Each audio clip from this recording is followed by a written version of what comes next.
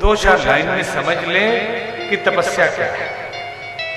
लोगों के दिमाग में ये रहता है कि जंगल में जाना तपस्या है, ये भी तपस्या है, ये नहीं है ऐसा नहीं। एक पैर पे खड़े रहना तपस्या है, कि मौन हो जाना तपस्या है, खाना त्याग देना तपस्या है, गृह त्याग देना तपस्या है, गर्मी के मौसम में पंचअग्नि जला के बैठना तपस्या है, ठंड के मौसम में बर्फ में बैठना तपस्या। क्या है तपस्या? क्या ये सब तपस्या है? हाँ, ये सब भी तपस्या है, लेकिन इसके रहस्य को समझना जरूरी है। अगर केवल इतना ही करना तपस्या होता तो जो गूंगे हैं बोलते ही नहीं, मौनी बाबा से जाते सिद्ध हो जाने चाहिए थे, बोलते ही नहीं। जिनको एक पैर नहीं, दिव्यांग है, वो तो बड़े सिद्ध हो गए।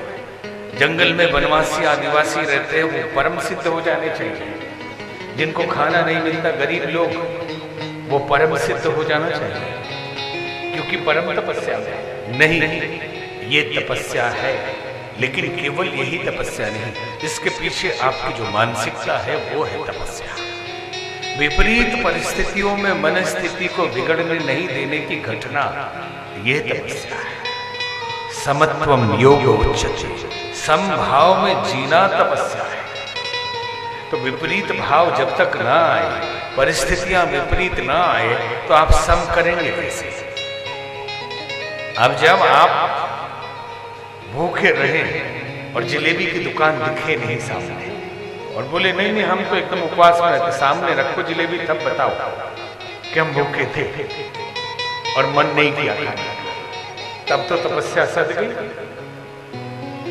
तो कठिन तपस्या, कठिन परिस्थिति में अपने को रखना, ठीक ऐसे ही समझ ले। लोग सोचते हैं कि घर से त्याग कर देना तपस्या है। क्यों त्याग करना है? इसलिए करते हैं कि तपस्या के लिए माहौल घर में नहीं मिलता घर में। ठंडी के मौसम में पत्नी या घर वाले लोग हीटर चला देंगे और आप बर्फ में कैसे बैठेंगे?